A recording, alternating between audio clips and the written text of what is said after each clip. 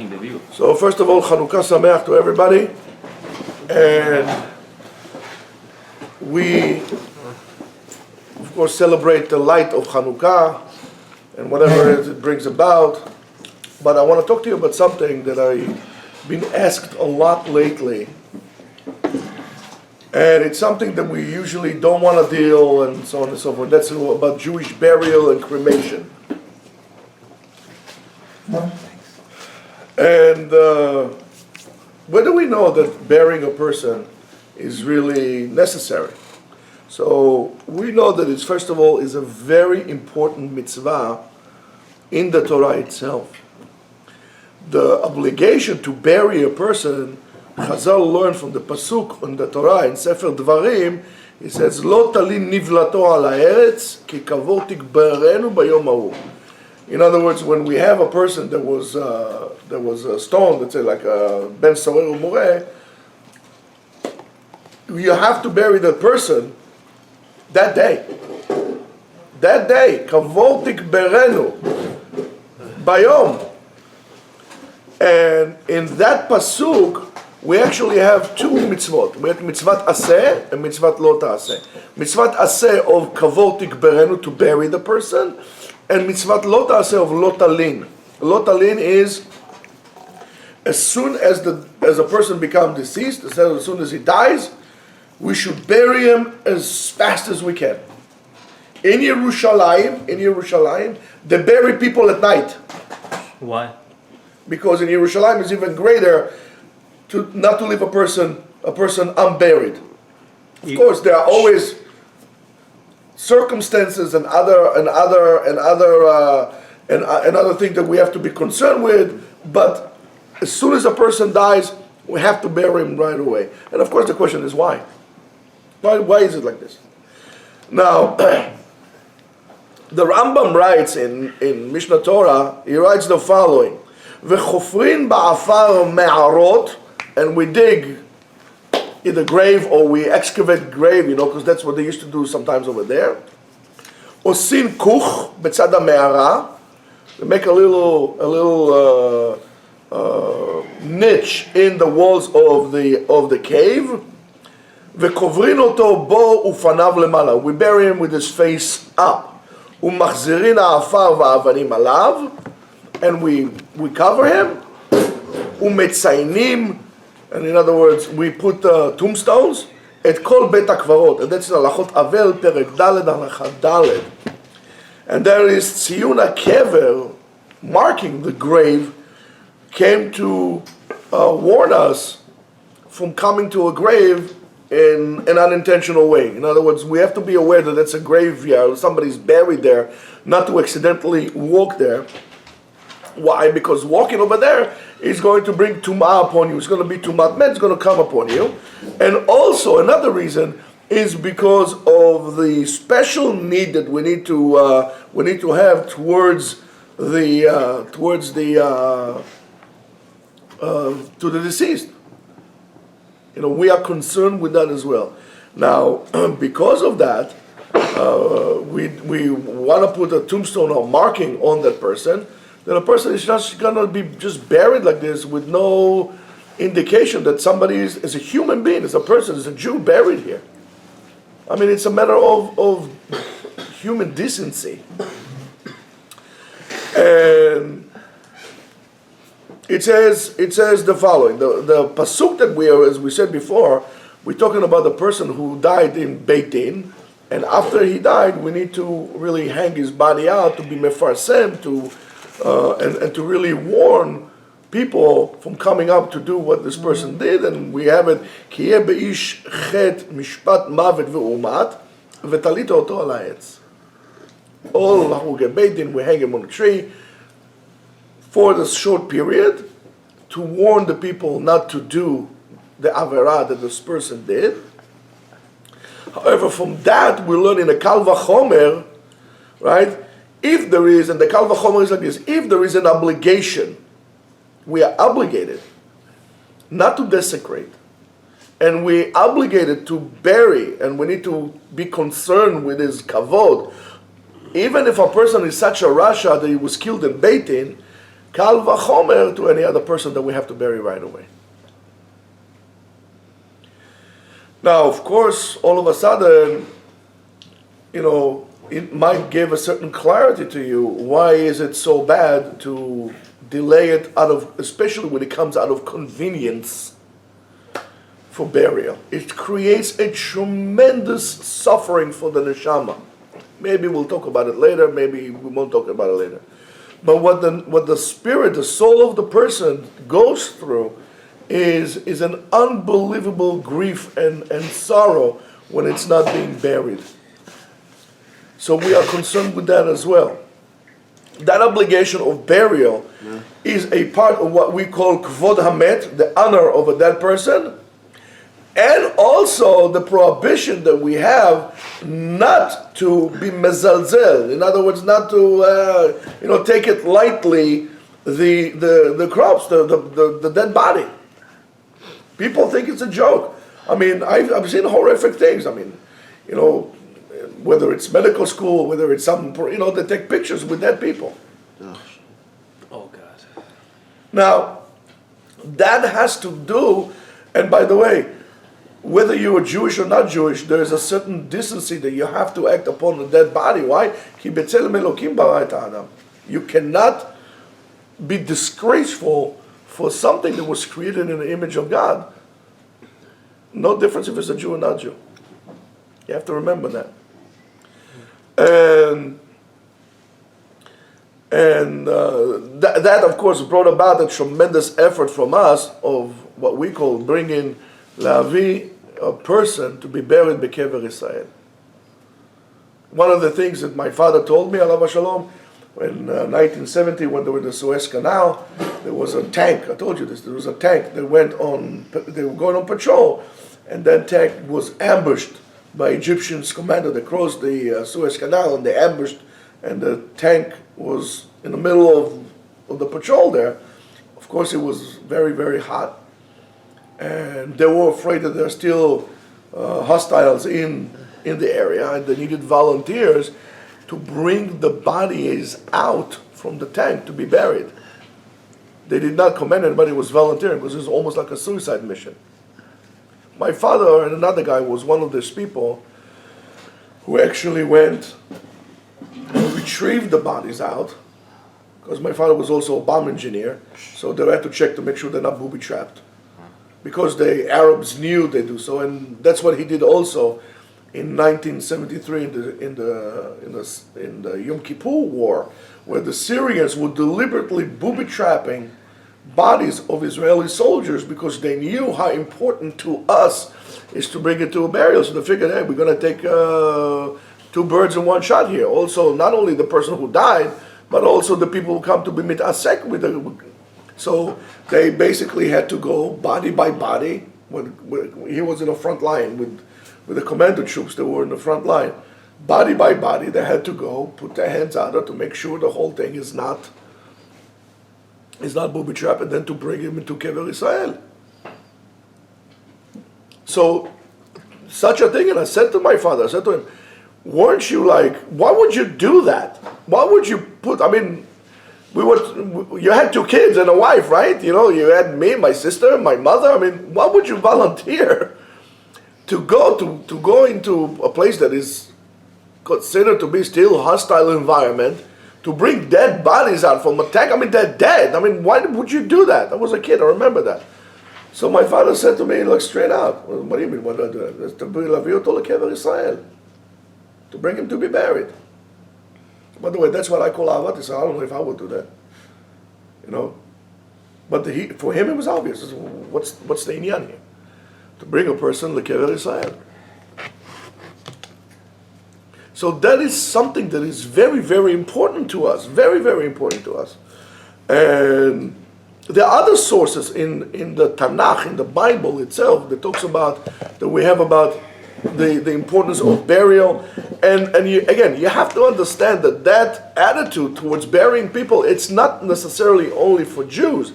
We know from Gog and Magog and so on and so forth that we have to bury these people. So therefore, even non-Jews, as it's brought in Sefer Yehoshua and Perek Chet, that Yehoshua hung the king of the Ai, the place Ai, Hey, Ayin, Yud, and at night he buried him under he brought him to burial, put a whole stones around him, so animals will not come to be able to dig out, or they won't be disgraced, and he buried him. And one of the worst punishment for a person is that he's not going to be appropriately in his dead body, his corpse, which is really called nevela, is going to be thrown on the land, on the earth, like ma'achal lechayat haaretz, so animals will eat it. And we call the dead body nevela, right? Because it's menuval. Menuval, it's disgraceful. So we can act in a disgraceful manner, even if it's a dead body, even if it's a non-Jew. And it says, "Vayta nivlatcha lema'achal lechol of hashamayim ulevimhat haaretz ve'en macharit." Sefer Dvarim. He says you're going to be disgraced also, that you're not going to be able to be buried. The Gemara sees the act of what we call chitut kvarim, undigging graves or looking for treasures and stuff like that, is a tremendous punishment. And as the Gemara says, "V'ayta yad hashavim bachem uve'avotechem," right? So Amar Rabba bar Shmuel, "Zeh chitut shechvei." That's in Yevamot Daf Samech Gimel Amud Bet. And the Amar Mar ba'avon chayim metim mitchatetin. Because a person was a sinner in this world, even his graves will be he would not have rest even in his grave. Let's put it this way. So we had over there Adam HaRishon, regarding Adam HaRishon, it says va'achal me'etz hadat. So then HaKadosh Baruch Hu said to him, bezeat apecha tochal lachem. You're going to work very hard for your bread. Ad shuvcha el ha'adama, until you're going to come back to the soil. Ki mimena lukachta. You have to bury it bare to close the circle. Why? Ki afar ata ve'el afar tashuv. As the Christian says, ashes to ashes, dust to dust. Ki me'afar bata ve'el afar tashuv. You came from the earth and you're going to return to the earth. In Sefer Pirkei de Rabbi Eliezer, it says that Adam HaRishon learned that from the crow to bury his dead. When Cain killed Hevel, it says, Hayu, and I'm quoting, Hayu, Adam v'Chava yoshvimu buchim u'mitavlim. Adam and Chava used to cry and mourn. V'lo hayu yodim ma lasot le'Hevel. They had this body there, they didn't know what to do with it. Shelo hayu noagim b'kvura. They didn't have the practice of burial. Ba orev echad, shemet lo chavero, came a crow that saw another crow dying, לקח אותו, he took it, חפר באפר, וטמנו לאליהם. He covered with dirt in front of Adam and Chava. אמר אדם, ואמר כעורב אני עושה, וקבר את הבל. I do like a crow and I'm going to bury Hevel. It's פרק, the Rabbi Eliezer, פרק כ"א.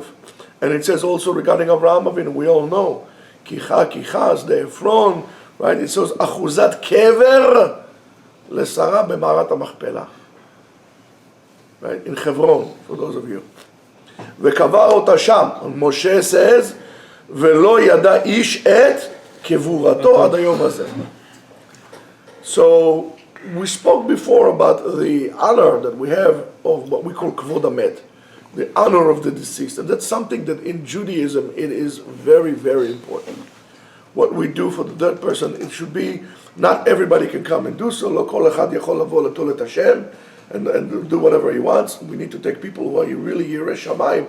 And by the way, it's if you're up to, I'm not pushing anybody to do so, but they always need people in Chevra Kadisha to help with such matters. So, if you ever thought about doing Chesed Shel Emet, well, something that you might want to consider, and I can put you up with people who actually do that, both men and women. Women sometimes is even more difficult. In Israel, they do so for free. Here, they will even pay you because nobody wants to do it.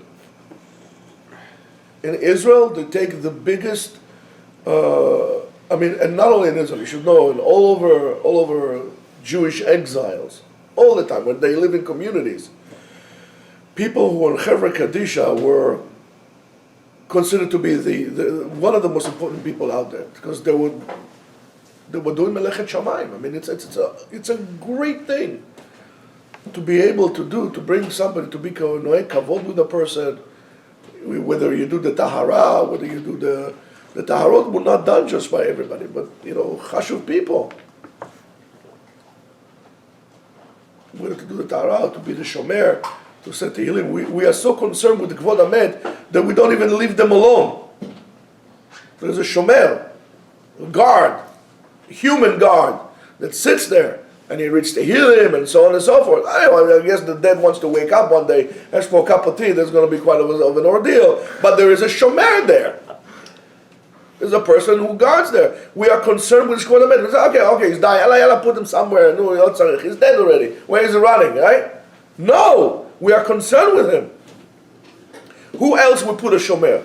We put a shomer for Chatan. Right? The Chatan should have a shomer all night long to be with him. Because Chatan is important. Just to tell you, the Met is just as important, if not more. That one symbolizes life. This symbolizes the end of life. We need shmirah for all of them. We need guarding for all of them.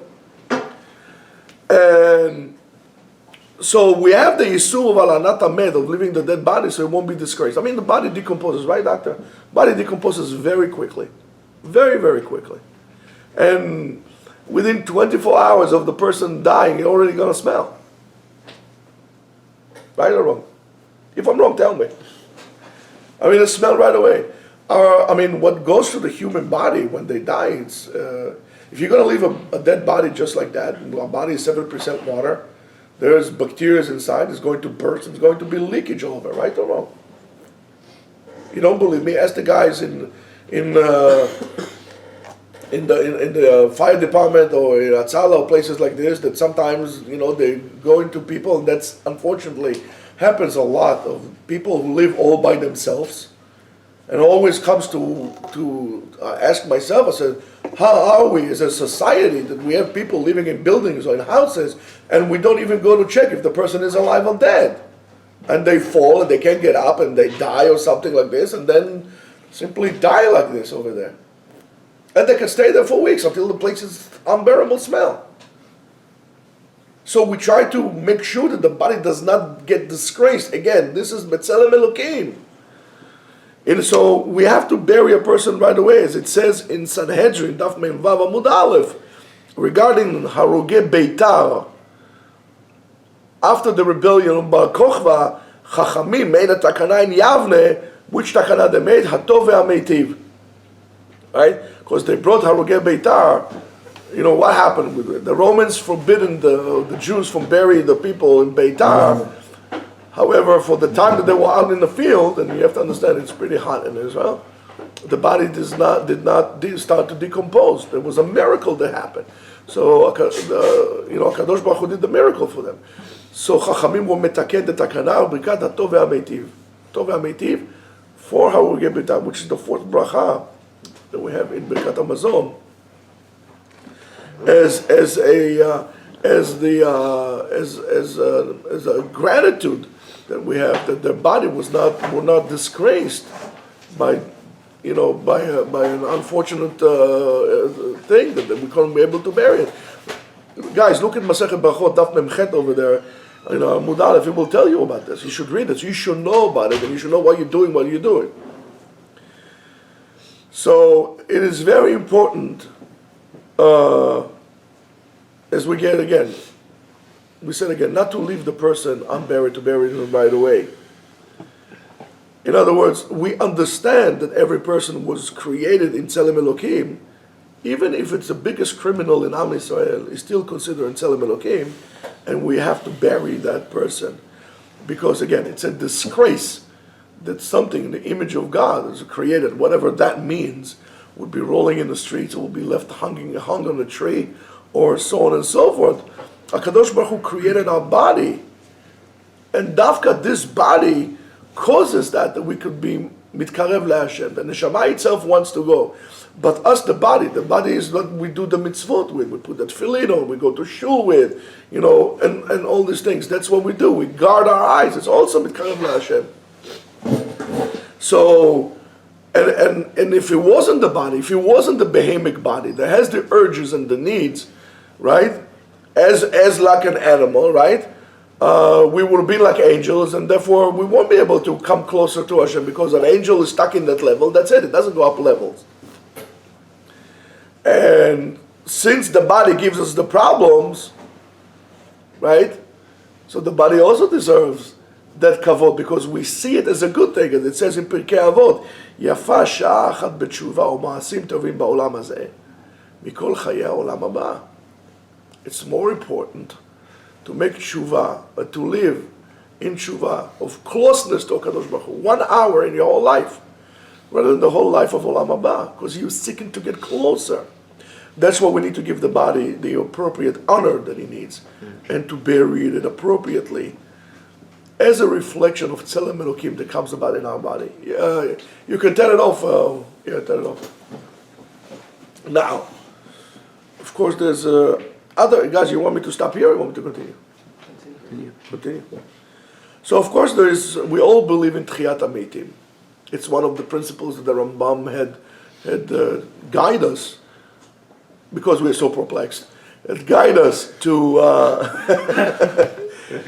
this is what we have to believe in Tchiyat HaMeitim, and we believe and understand that separation from the body is only temporary, and therefore, of course, it's we all have to say that people, especially in the Holocaust, we always talk about the Holocaust, but also in the Inquisition during the Middle Ages, when people were burnt on Kiddush Hashem, they were also going to get up and going to wake up in Tchiyat HaMeitim, even though the body became into ashes. So they're also going to come up like that. But regarding a person that wants to cremate himself, is a statement that he does not understand, or he doesn't believe, that separation from the body is temporary. And he dafka believes that it's final, that's it, death, and that's it. There's nothing else. There's no olam haba, and there's no tchiyat hametim. How do I know that? Because that's how you said, you're ordered to burn your body, which for me, of course, is always an interesting thing. And sometimes I listen, I'm not a great person. I'll be the first one to admit it.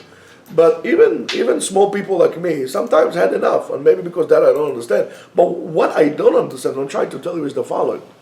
Why is it that every style or any fashion all of a sudden becomes a platform to really bash Judaism, and something that I need to explain why we don't do that? For example, lately, I guess we like rainbows, so we have many colors for everything. We can, so now there's so many different ways of burial. And of course, they're going to call it with names. Green burial, this burial, organic burial. So they will turn you into compost. Today everybody, the more, I don't know, it goes almost like hand in hand with being a liberal for whatever reason. I'm liberal, okay, I don't want to be buried because I care about pollution of the land, cremate me. Well, you're making more pollution like this, but, it's like in California, right? I think in like 5 years or so, whatever it is, you're not going to be able to drive, combustion engines. It's all going to be electric. Why? Because of the environment. Meanwhile, those cars are worse for the environment, right? Because the mining that goes with it, getting rid of the batteries and so on and so forth. But yeah, never mind, just put it aside. So why is it that all of a sudden it became a style to burn people today? Because everybody, and by the way, that's something that is being the progression, you see it through years. Like within the last 30 years, it became a thing because more celebrities became Buddhists. Mm-hmm. Like Richard Out of Gear, and all the all the people like that. We should get a clutch. We'll be a little bit more like whatever. Never mind. So it became a style to burn your body because you're Buddhist now. But I'm not a Buddhist, and what they do over there is none of my interest. So why is it that all of a sudden all Jews want to, not all the Jews want to be buried, and I'm being portrayed as the bad guy. If anything, this is the Jewish tradition to do things. And why are you abounding something so precious and so important that Jews have been doing for thousands of years? Why are you so arrogant to just take it and throw it away? And then not only that, you point at me. So you're going to point at me. I'm going to take my finger and I'm going to poke you in the eye. I mean, I do know Kung Fu. Right, Sam? Yeah, did you? So that's what we do as Jews.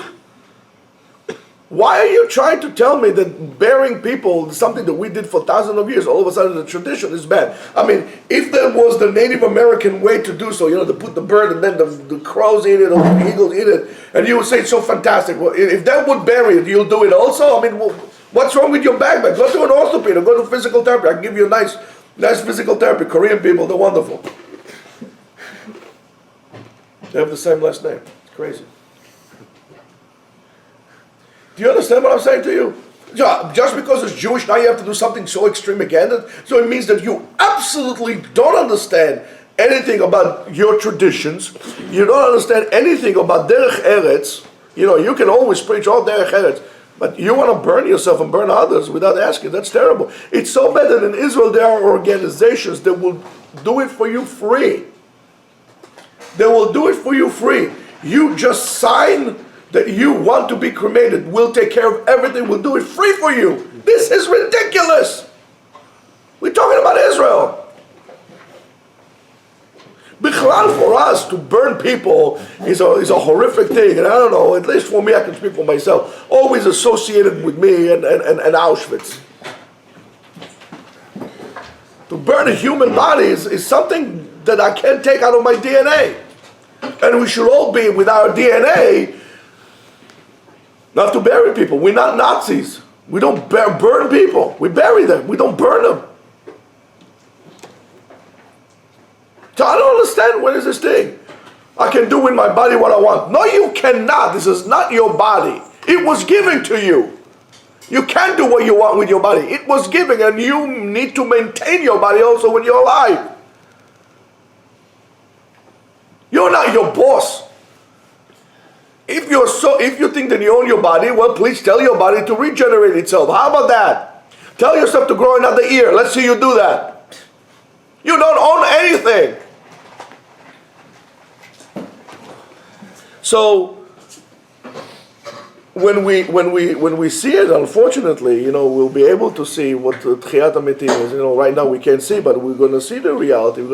And you could really see today how different aspect of what we will call Tchiyat HaMetim could actually take apart. I mean, I can take a DNA from a dead person, right, and implant it into a cell that is already, in the process of dividing. And so I'm not genetics expert, but I could create technically, clone the dead person. So isn't that Tchiyat HaMetim as far as at least the eye can see? We're not talking about the knowledge. I'm going to show you a person. Oh, that's Pinchas. What do you mean Pinchas? He died like 10 years ago. Look at him here. I remember him as a kid, 10 years ago. There's also an aspect of Tchiyat HaMetim. However, Zilzul HaMet and the body, according to Kabbalah, which is going to be burning the body and so on, is also, according to the Zohar, a tremendous takala, a tremendous obstacle for the neshama. Chachamim found a remez, a hint for burning of the body from the tochecha that Amos gave us, from the rebuke that the prophet Amos or Amos gave us. And it says, Ko amar Hashem, so did God say, Al shlosha pish'ei Moav al arba'a lo ashivenu, al sarfu atzmot melech Edom lasid. For them burning the bones of the king of Edom to make lime out of it. In other words, the fact that they burned the body or they burned the bones of the king of Edom was also a sin. You cannot do that. Even if the person, commands you to burn his body, there is no obligation. You're absolutely exempt from obeying that. Because at that point, we can always do the EMT thing. At that point, if the person is dead and he knew the importance of burying the body, he would say yes to bury him, not to burn him. But again, the body is not yours. You can't do whatever you want in your body, and that includes making tattoos and all kind of sleeves and whatever it is that people do. It's like, imagine like this, you would lease a car and then you would like to spray paint your car. Well, you can do it, but there's going to be a price to pay. Think about next time you get like a little tat. It's another fad that everybody, it's my body, it's not your body. So, since it's considered to be Isur, you don't have to listen to a person who wants to do Isur. And that is brought in Sefer Gesher HaChaim, Perek Tetzayin. And the burning of the body, cremation of the body, is also severe for many other reasons. Some of them is bitul mitzvat kvura, is by dismissing the mitzvah of burial of a person. We already established that the burial of a person is mitzvat aseh. I'm not talking about the lot aseh, mitzvat aseh of burying the person. So mevatel mitzvat aseh. And you can look also in Sefer Shelot V'Tshuvot Melamed La'oil Chelek Bet Yoreh De'ah Siman Kuf Yudaled. And Nivul Amet is also in Isur, which says Lo Tali Nivlato Ala Etz. And you can look at, we have it here in Achiezer Chelek Gimel Siman Ayin Bet.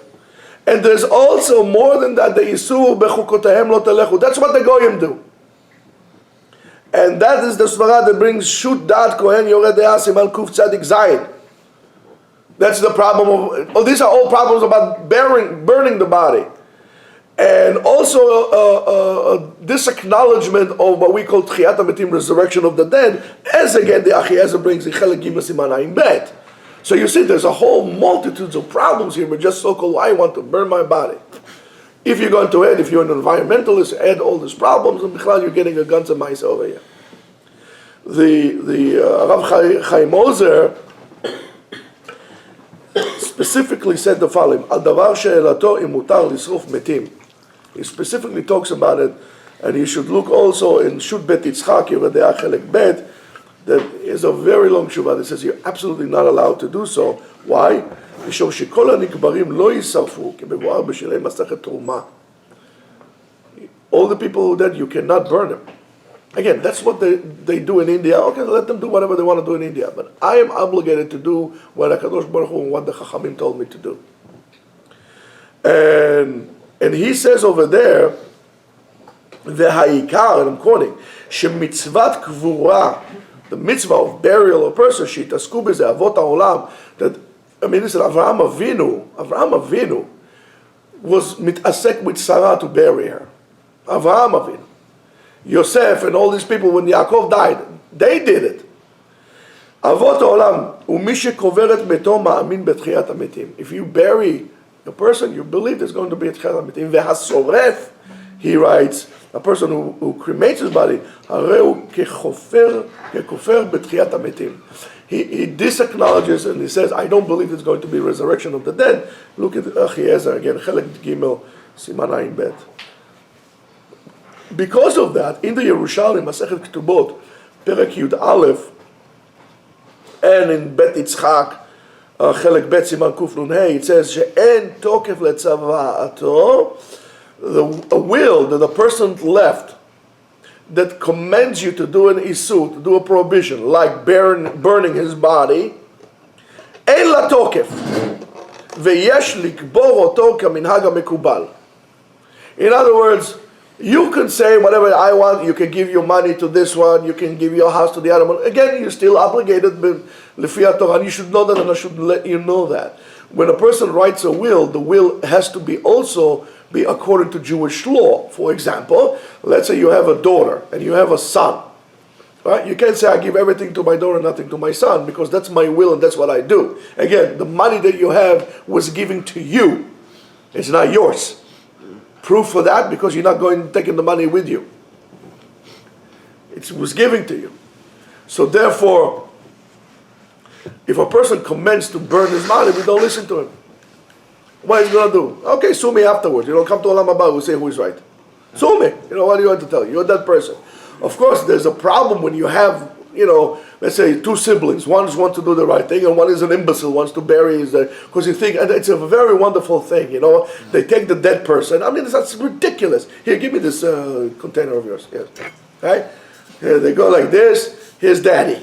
Right? Hey, Daddy. Is this close? Not yet. Okay, so whatever. So let's say, for example, they go, Daddy, I love you, to the wind like this, and Daddy's, comes a gust of wind and you're breathing your daddy's ashes into you, right? This disgusting, over the ocean pouring that. This became a thing now, and in New York it became illegal to spread the ashes of people all over because it's an environmental hazard. And you should know that if you ever seen a cremated body, what goes to the body when they cremate it is ridiculous. Especially the chest cavity that doesn't burn so quickly. They have to rake it, and sometimes there's still remnants of bones there. I spread them all over the earth. Who said that this one? What? Where's the kavod for your father? You're going to burn him into the ashes like this? What is he? It's going to be fertilizer. It's a horrible thing. And it says, again, as it says in the Zohar Kadosh, it's To'elet HaKvura over there, and it's a Isur Chamur, it's a tremendous prohibition to do so. And a person who's being cremated, Nishmato en la menucha sham lemala. The soul does not rest, and we can look at Reshit Chochmah, it brings wonderful thing about the process of dying and what happens after you die. The neshama does not have rest until the body in which the neshama was a partner with, right, is going to rest in the curve and in a kever, and the bones are going to be left like this. In other words, as long as the process of decomposing is going on, the neshama is not resting. Usually it will take you about a year. That's also another reason why we have to do the year of mourning and so on and so forth, right? A year for the meat or for the bones? For the meat, for the flesh. What about The bones stay there. Forever? They don't decompose. Bones don't decompose. That's why you can go and find bones of go to Israel. Of course, if they were robbed, that's a different case. They find for like prehistoric times. Yeah. Thousands of years. Yeah. It's and it says Ach besaro alav yichav nafsho alav titabel. That as long as the flesh is like this, and the neshama is not resting until the flesh is going to completely disintegrate, leave only the bones. And it says in Sefer Ma'avar Yabok, which is a wonderful, wonderful sefer, it says the kvurat haguf mesayeh leyichud elyon benishmato. It has to do with returning the neshama to its source. Vezeu ki kavor tikberenu, kavor lemala tikbarenu lemata. Because the pasuk tells us too, kavor tikberenu. Why bury and bury? Tikbarenu, regarding the person. Why is it kavod tikbarenu? Here and there. As much as the body enters the grave, so is the soul going to come to its final formation in the place that it should. וזהו כי כבוד תקברנו. ואין הנשמה מתקבלת למעלה אל הייחוד עד שיקבר למטה. The neshama cannot enter its chamber where it needs to go until you go to the process of kvura here, until you so-called put the lid on it, you cover it, and then the neshama can go up. Until the body is like that, it's still connected. The neshama is not able to enter its chamber, and therefore it's in unrest, and therefore it's a tremendous torture for the neshama to do so, besides those who were burning on Kiddush Hashem. Whether it's the Inquisition or this and that, then HaKadosh Baruch Hu takes him out and he puts him away. That's a different case altogether, because he died as on Kiddush Hashem, right? Hashem Yinkom Damo, HaKadosh Baruch Hu takes care of all the other stuff. All the other people, it's a tremendous tsar for them. And וכתב עוד, סוד הקבורה, כניסת הנשמה לגן עדן. In other words, the neshama cannot enter Gan Eden unless you bury them. ולזה לא נקרא אברהם איש החסד עד שמצא קבורה לשרה. He was considered the man of chesed, of kindness. He wasn't called until he actually buried Sarah herself. That was the chesed. That's called chesed shel emet.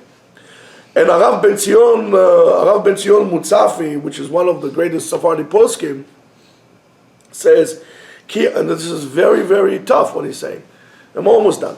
Ki ha-nisraf, a person who is burnt, who is cremated, en chalim dine hashiv'a hashloshim v'hashana ad sheikaver ba'adama. In other words, you cannot sit shiva or do a yortzeit on the 30 days or in the year for a person who is cremated. What goes upon, what starts the process of mourning is the kvura. And you know that in the year, everything is, in the year is by the time of kvura. By the time of kvura. After that is the time of death, but time of kvura. So a person like this, you cannot sit shiva on him. You sit shiva when you bury him. This person is buried. No, you can't sit shiva on him.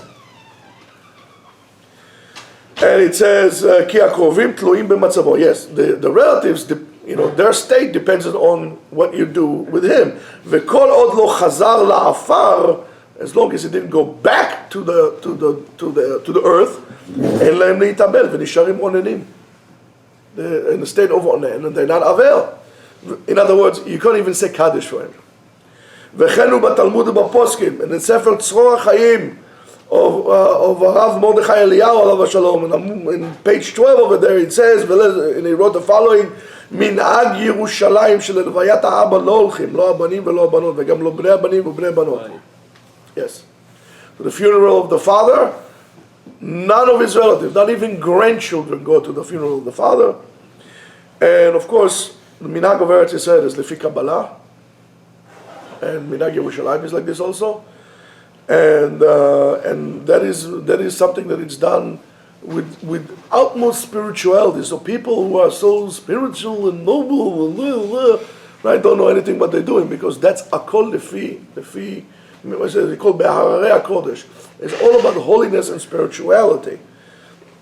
And if the children go after, are in the funeral, and they should know, that there's actually a tzar for the father.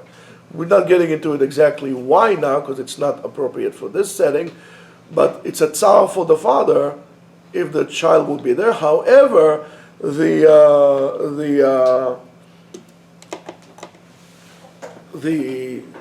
thing to do is that they don't do the procession after the dead person, but they can meet them in the kever, so they can say Kaddish over there. Some people do it like that. So why am I telling you that? Because we are concerned with the tzar that we might cause by us going to the burial.